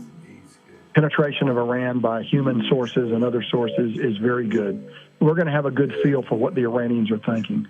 The other factor that's out there is much Iranian leadership is dead now. And the Iranians have, because of their corrupt system of promoting officers and keeping them in place, they don't have a good succession plan inside their military. So people go into a job and they stay 10, 12, 15 years while they're growing rich from that job. So those people are now dead, but they haven't groomed a successor. So that makes it very hard for the supreme leader to formulate decisions and to transmit those decisions to the Iranian military. And that will further complicate Iranian responses, I believe, in the days and weeks ahead. Thank you, General. And just to clarify for our audience, as we were talking about the killings of top Iranian officials, many of them have been military leaders. We were showing you a picture there of the supreme leader, we were talking about Qasem Soleimani. We were talking about the supreme leader just now, showing you a picture of him. We do not know his whereabouts at this hour. He has actually not been seen in public for a few days now. He had this video address that we are showing you. But he is at 86 years old, dealing with cancer, and all of our reporting is that he has been very hard to contact. In other words, the top levels of Iranian government aren't sure where their boss is. At this hour, we do not know his whereabouts. When we're talking about succession planning, that is the man, that is the main decision maker from which all things flow. And so this question of what comes next is going to be really important to think about as we look at who else may be able to give orders or not give orders. We want to speak to Samantha Vinograd, who I'm told is joining us as well right now, a national security contributor to CBS. She also joins us on the phone. She was a former assistant secretary for counterterrorism at Homeland Security. And Sam, I know you served before that on the National Security Council as well. There has been so much reporting around the threat in the United States over the past few years, the risk to officials involved with actions against Iran, the risk of sleeper cells here in the United States. When we talk about retaliation, should we be thinking about the homeland? Margaret, I am deeply concerned about the potential for retaliatory attacks here in the homeland by Iran. Iran's nuclear program has certainly taken a hit. We will await the battleground assessment to understand how deep that hit was. But we do know that Iran is likely going to rely on its asymmetric advantage in this conflict with the United States and Israel, which is its proxies all around the world. Iran has for decades had the both intent and the ability to direct and inspire individuals to attack American, Israeli, and Jewish interests and assets all around the world. During my time at Homeland Security, we tracked myriad Iranian threats here in the homeland, as you mentioned, against former government officials involved in the strike against Qasem Soleimani, against dissidents, against journalists, against the Saudi ambassador during the Obama administration, and against everyday Americans. So right now, while Iran has certainly taken a hit to its nuclear program and military installation, it is likely that they will rely on their asymmetric advantage in this context, which is their proxies, to try to send a signal to the United States and to the rest of the world that they just aren't going to take this hit without any kind of response. Now, how significant their reprisals will be is something the intelligence and law enforcement communities are likely looking into, but I am concerned about the threat here in the homeland. Yeah, I'm looking at an email now from our Homeland Security correspondent, Nicole Skanga, detailing some of the law enforcement officials throughout the country who say they have not yet been given any kind of briefing in regard to possible downstream effects. But as you point out, that doesn't mean there isn't one. In fact, I was speaking to a U.S. official earlier today who said that this administration has shown a higher risk tolerance when it comes to things like this than past administrations. That was in reference to the security of Americans abroad. As we noted there, Sam, it was just earlier today that the U.S. ambassador to Israel announced the details of how to leave Israel right now with U.S. government chartered flights. Is that a little late in the game? If you have an American family member in the region right now, how worried should you be? Well, Margaret, on your first point, law enforcement and intelligence professionals were already on heightened alert as it pertains to the Iranian threat, just based upon the strikes against Qasem Soleimani and just various Iranian threat streams that were around even when I was at DHS ending in 2023. So while they should get a briefing on downstream effects, they are already very aware of Iranian capabilities in this context and likely monitoring social media, encrypted platforms, and other sources to see if they can find any leads on specific threat streams following these military strikes. Now, I will tell you that we have had operational plans to evacuate Americans from the region for years and certainly post-October 7th. Those operational plans were ready to go, and I was very surprised that they were not implemented sooner based upon Israel's strikes against Iran and what we knew to be potential strikes against Americans in the region. As soon as President Trump took the decision to launch these strikes, I would have expected him and his National Security Council to immediately begin to actively evacuate Americans, not just from Israel, but potentially from Lebanon, from Egypt, from Iraq. Iran is obviously more complicated. Just knowing that Iran will be looking for opportunities to harm Americans, whether that's through violence, through kidnapping, through harassment, and otherwise. So it wasn't a question of the operational plans not being ready. It was a question of the State Department deciding to implement those plans, the Department of Defense helping to operate them. And I think that is unfortunately too little too late based upon the cauldron that is the Middle East right now. Right. Well, those are some cautionary words at this hour, Sam. We know that Americans were ordered out of U.S. mission Iraq a few days ago, but when it came to some of those other posts, there are still plenty of Americans working, living, and many of them with families as well. We're going to continue to track what's happening there in the region, and I want to go now to the White House, where we find White House correspondent Weijia Jiang. Weijia, I know from the rundown here, we saw the Secretary of Defense, the Secretary of State, a number of key advisors, including the CIA director. And there has been a very public back and forth that the president has had disputing publicly the findings of the intelligence community when it came to assessing whether or not Iran was actually making a weapon, or whether it was, as the U.S. intelligence community said, wanting to be a threshold state. In other words, give themselves the option to get a weapon, but not actually building one. All of it comes back to that question of why this military action last Thursday and why this action now. And Margaret, we've been really trying to drill down on that very question during this past week because President Trump gave a very specific timeline. He said that Iran was just weeks away from having a nuclear weapon. And so I asked during the last White House press briefing, Caroline Leavitt, what he meant by that. Did he mean that Iran was getting close to having enough enriched uranium, which is required to build that weapon, to start making a bomb, or is Iran just weeks away from actually finishing the production of a weapon?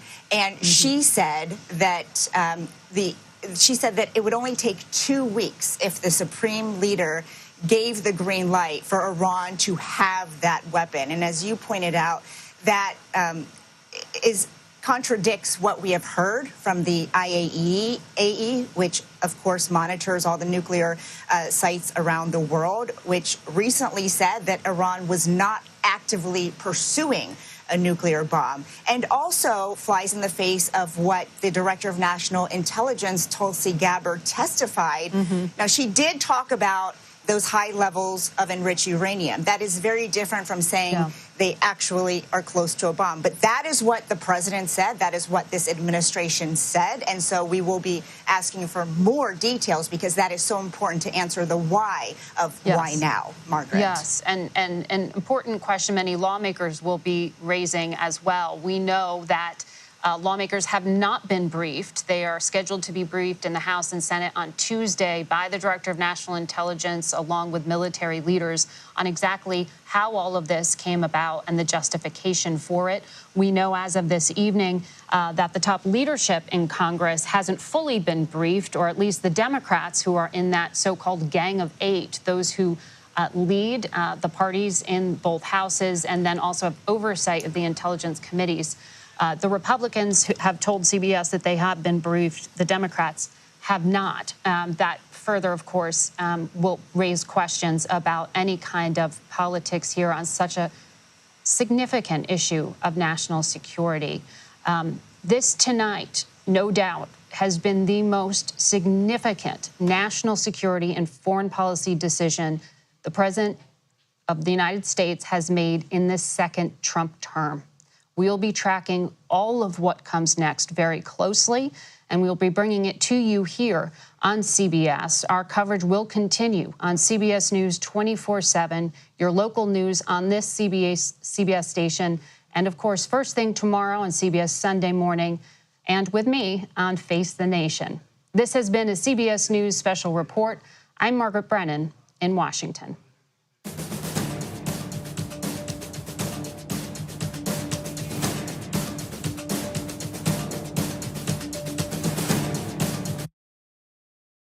First, let's go straight to Trey Yingst, chief foreign correspondent, who's on the ground right now in Tel Aviv. Trey. Harris, good afternoon. Overnight, the Iranians launched more ballistic missiles into Israel around 7 a.m. local time. The air raid sirens started to sound across this city and others. We were in the shelter and could hear the explosions overhead as some of those missiles were intercepted. Others slammed into residential areas and a hospital. Here's what it looked like when we arrived at that medical center. Black smoke billows from the Soroka Hospital in southern Israel. An Iranian missile hit the campus this morning just after 7 a.m., sending shockwaves through the halls. Suddenly, we heard the explosion, Juma Abu Kush says. We knew it's very close to us. Debris fell from the ceiling. Throughout the day, patients were evacuated to nearby hospitals as others were discharged if their condition warranted. First responders surveyed the damage as political leaders came by to voice their opposition to the bombing. What the Ayatollah regime targeted this morning is a hospital with helpless, sick people. This is an extreme war crime, and they will bear the consequences. What's also important to note is that this is a place that there are both Israelis and Palestinians coming for care. There are Bedouins. When you walk around the compound of this hospital, there are still people in other areas. There are men wearing kippahs and women wearing hijabs. And it's an example of how this part of Israel lives, how they live side by side, and how there is a future. Iran's foreign minister released a statement about the bombing, claiming that Iran was targeting an intelligence building near to the hospital. He released no additional evidence to support that claim. Guys. Trey, thank you very much. As always, great reporting. Right now, the president is getting an intel briefing inside the White House, and he and his team are weighing their options on whether the United States should join Israel's attacks on Iran. One U.S. official has already told Fox the president has been asking questions to his aides about bunker-busting bombs. Exactly what are they? What do they do? Get into it. How many would you need? Iran says it would make the U.S. and its allies legitimate targets. But the White House says all options are on the table, and you know Trump means it. And according to the president, a ceasefire is not an option. I don't want to get involved either, but I've been saying for 20 years maybe longer, that Iran cannot have a nuclear weapon. I've been saying it for a long time. And I think they were a few weeks away from having one. And they had to sign a document. I think they wish they signed it now. It was a fair deal. And now it's a harder thing to sign. It's a lot of water over the dam. But, it's very, I say it very simply, Iran can't have a nuclear weapon. So the president meeting now, we knew all morning long that he would meet and really work on this, attack it. We'll get to more of that in a moment, but you were able to obtain that incredible video that we saw, the close-up. Tell me about how that came about and what you know about that situation of the hospital getting hit. I know one of their top orthopedists in that hospital, who's a great doctor. That hospital, 25 miles from Gaza, actually at October 7th, they got almost 1,000 people that were injured in the attacks, and they saved most of them. It's a great hospital. The only level 1 trauma hospital in Beersheba in southern Israel. And what they actually did that was really interesting is Moshe Bar Simon Tov, who's the health ministry director general, the day before had a premonition that something was going to happen, not inside information. And he said, let's evacuate the surgical floor. They emptied the surgical floor, which got hit with the first bomb, saving hundreds of lives. A premonition, the good Lord, right there. Look, I want to ask one more question about that, though, because that area in particular has Muslims. You heard Trey Yingst reporting about that. Who's on the ground in that area. And Beersheba is also the Bedouin. I mean, if Iran was trying to knock out someplace that's going to get everybody's attention, that's what they did. Plus, it was a hospital.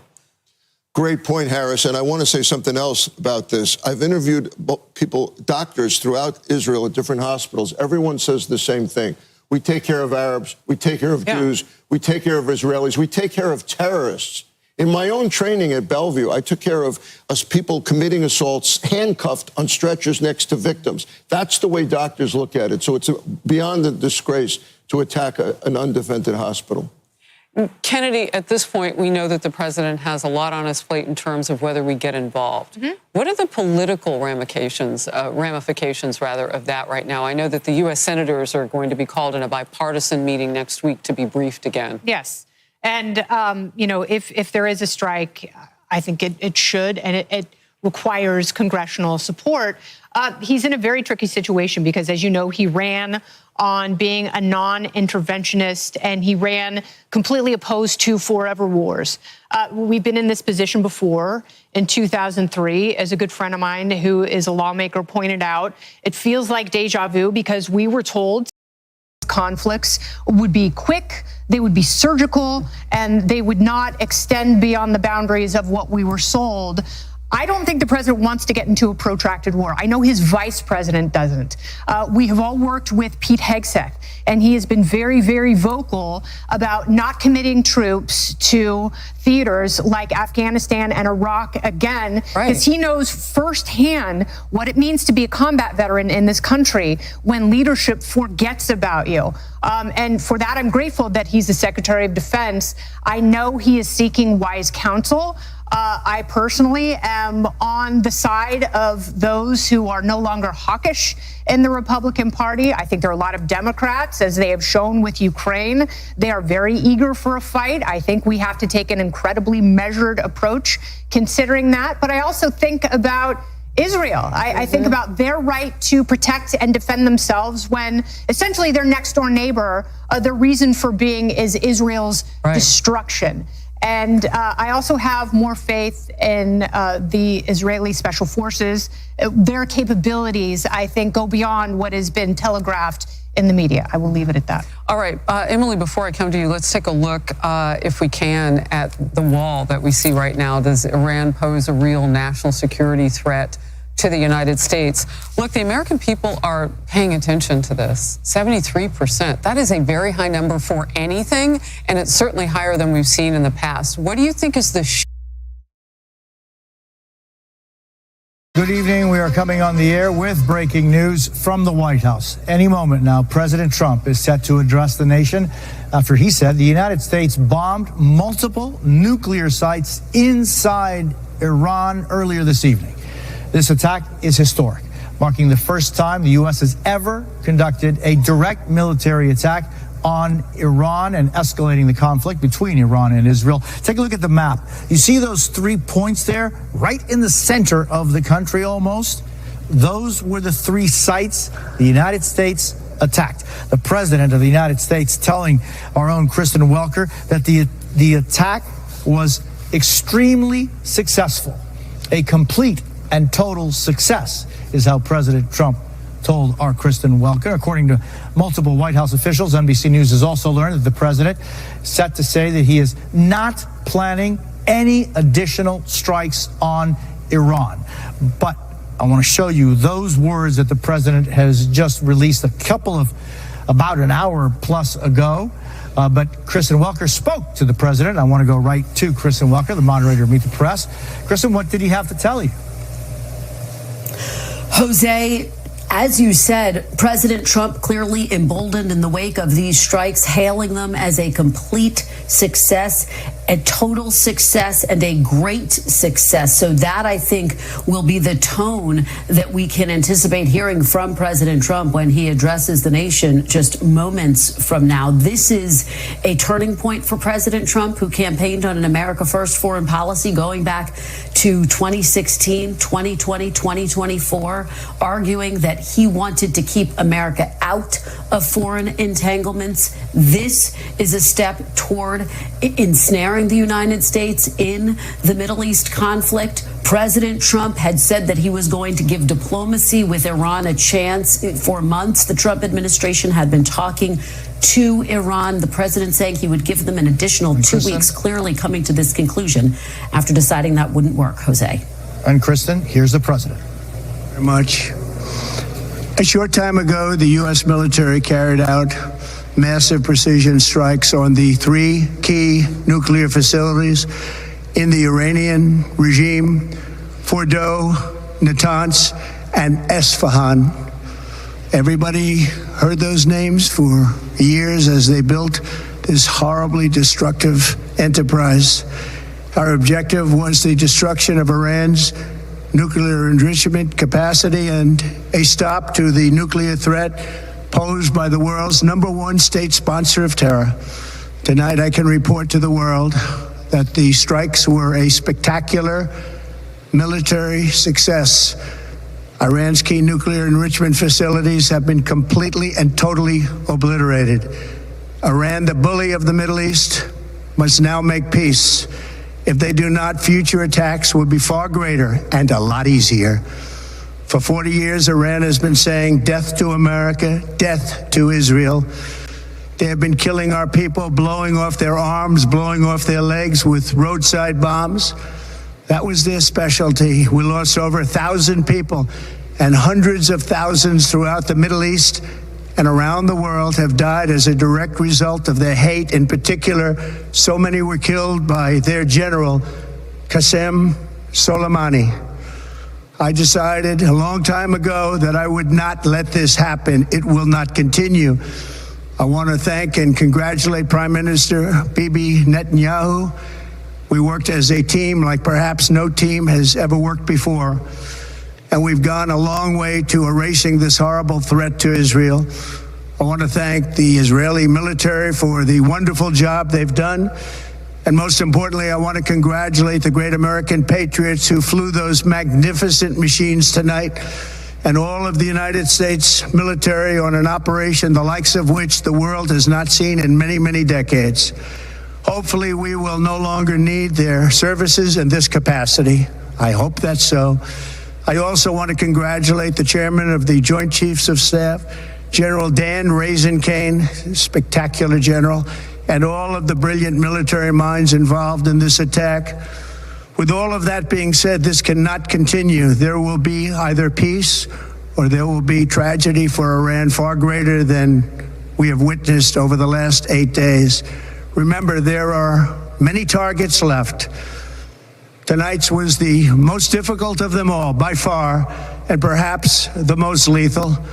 But if peace does not come quickly, we will go after those other targets with precision, speed, and skill. Most of them can be taken out in a matter of minutes. There's no military in the world that could have done what we did tonight Not even close. There has never been a military that could do what took place just a little while ago. Tomorrow, General Kane, Secretary of Defense, Pete Hegseth will have a press conference at 8 a.m. at the Pentagon. And I want to just thank everybody, and in particular, God. I want to just say we love you, God, and we love our great military. Protect them. God bless the Middle East. God bless Israel, and God bless America. Thank you very much. Thank you. President of the United States wrapping up his words right now. We're back with our chief White House correspondent, Peter Alexander. Peter, one of the very striking sentences that the president said tonight, there will be peace or there will be tragedy for Iran. That's right, Jose. He said there will be peace or there will be tragedy that is far greater for Iran. I was struck by a couple of things he said here, and I was told in advance by multiple White House officials that the president was hoping these strikes and would communicate his hope that these strikes would help prompt Iran to come back to the negotiating table. The president said if there is not peace here forward, that future attacks would be far greater, and as he described it, a lot easier. But let's pull back the curtain for a little bit. The president, only a matter of days ago, said he would take up to 2 weeks to make a decision about whether or not the U.S. would intervene in Israel's war with Iran. Clearly, the president either had his mind made up when he made that announcement or made it up very quickly. It did certainly give him, in the eyes of some national security experts, a bit of breathing room where perhaps Iran had backed off any expectation that a strike of this kind would take place. So the president, we have now heard, with B-2 bombers that only the United States has, and with 30,000-pound bunker-busting bombs, again, bombs that only the United States has, in his words, totally obliterated the nuclear sites, 3 of them across Iran. Specifically, he said the objective was the destruction of Iran's nuclear capability. He describes today's effort as a spectacular success. Jose, I've had an opportunity to speak to others who were in this cabinet room, I should say the Situation Room, with President Trump here at the White House as he was monitoring what took place tonight. The Attorney General, Pam Bondi, among those of whom were in the room, part of his national security team. She, in a text message, tells me this is a, quote, great day for our world's safety. But as we speak about this day, which is certainly historic, the real question now is about what we should expect in the days ahead. And the real concern, certainly in the eyes of those here at the White House and across the American national security community, is what retaliation is coming next from Iran. Certainly nobody expects Iran to slip away into the night quietly here. And the expectation is, even if Iran is not to retaliate, that certainly its proxies would be inclined to do so, with a series of potential targets across that region, including U.S. interests and assets like American bases there, and beyond that, American troops, tens of thousands who serve throughout that region. Jose?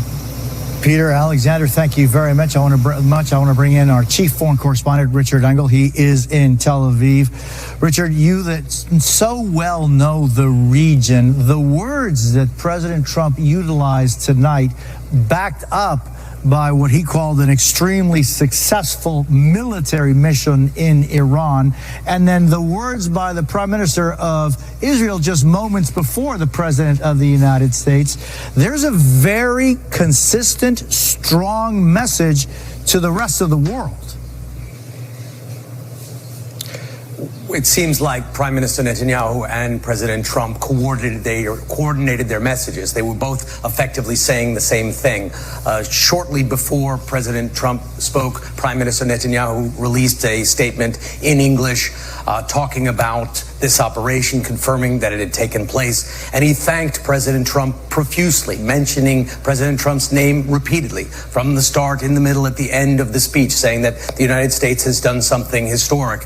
And Prime Minister Netanyahu, like President Trump just did, was framing this operation as one designed to bring more peace in the Middle East. Prime Minister Netanyahu said there is peace through strength, but strength comes first, and then comes the peace. And you were just talking a short while ago with Peter Alexander, and President Trump has framed this as he was describing, that hoping that these attacks would convince Iran to, quote, come back to the negotiating table.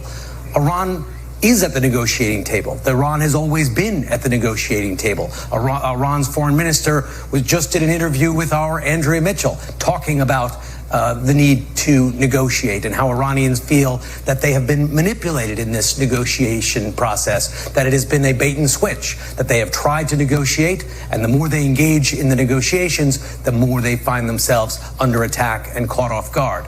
So does this lead to more negotiations? From Iran's perspective, the negotiations have only lured them into a trap.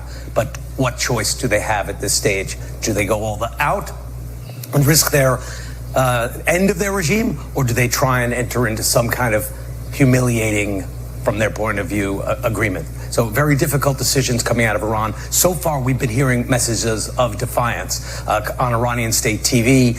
Their main message has been that this attack was not as successful as President Trump is framing it, saying that the materials were moved out. They didn't specify exactly what, but that the materials had already been evacuated from those 3 sites that President Trump said were just obliterated by American military power.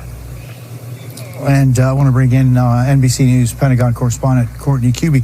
Courtney, what are the steps going forward for the United States to be able to determine how effectively they did indeed obliterate these 3 sites, as the president claims?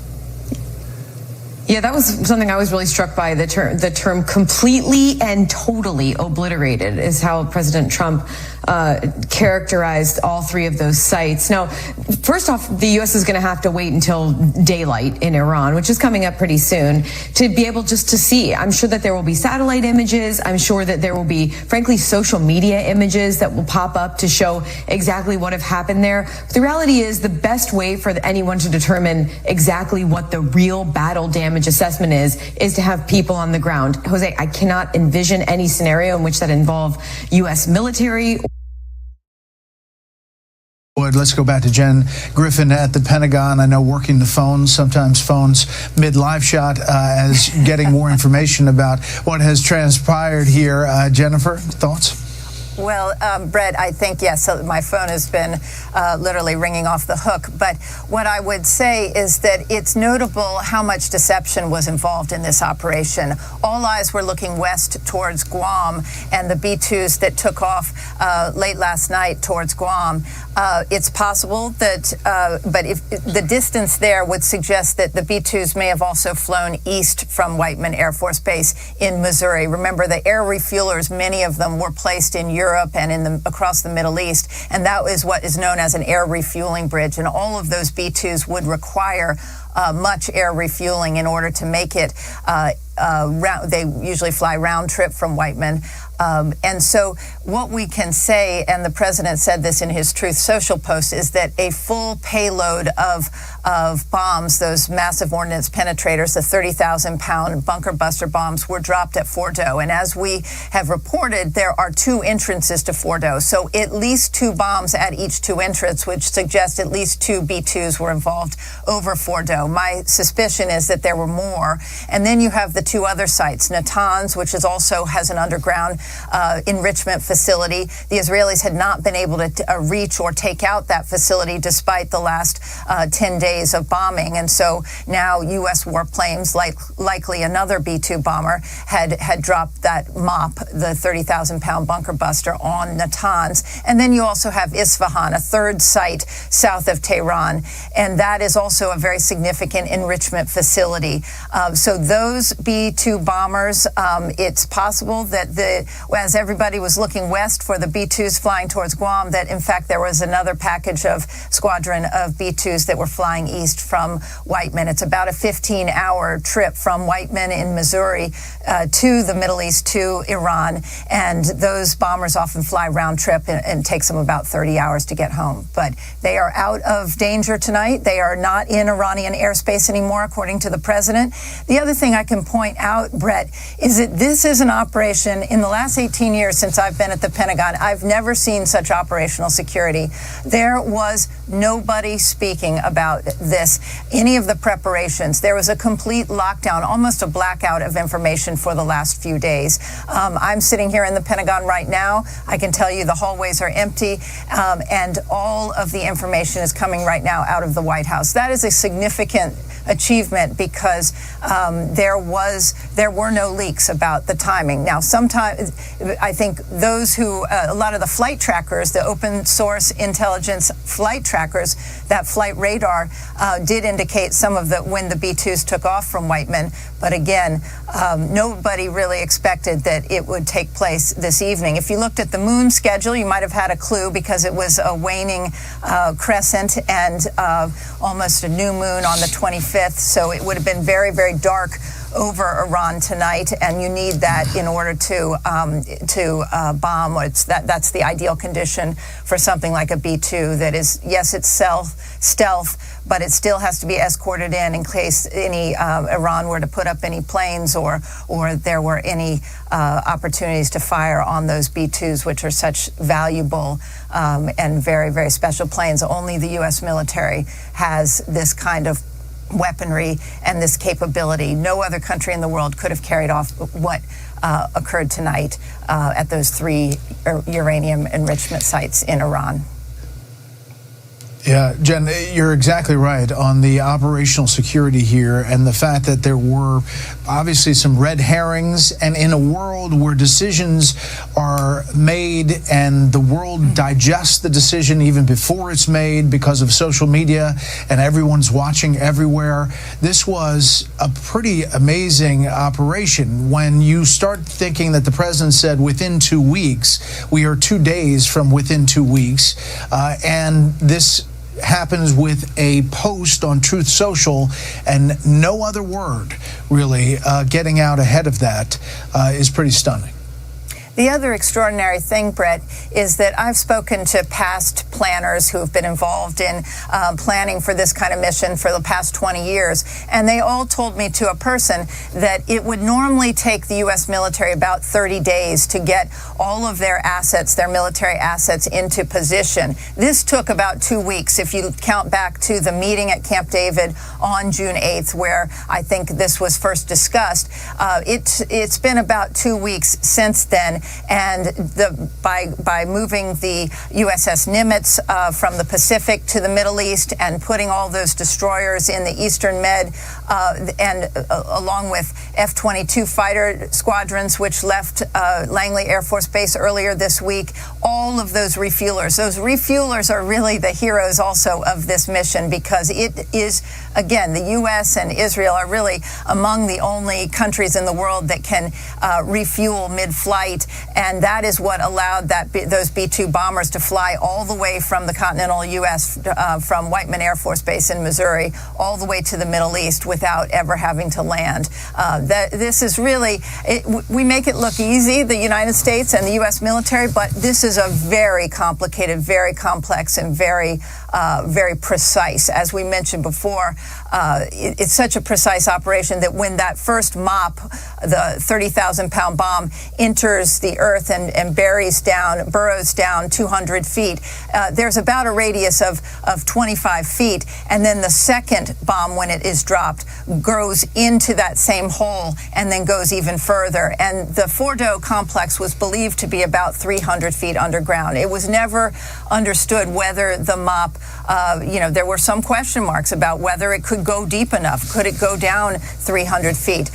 We will know after the bomb damage assessment, and I imagine, if there's any sort of assessment that they didn't go far enough, that those B-2s will be back. But right now, tonight, the president says that a full payload package was dropped, and I would believe that at least 2 B-2s were involved with the Fordo strike in particular, and that would be 4 massive ordnance penetrators that would have been dropped on Fordo. Hey, Sean Hannity here. Hey, click here to subscribe to Fox News YouTube page and catch our hottest interviews and most compelling analysis. You will not get it anywhere else.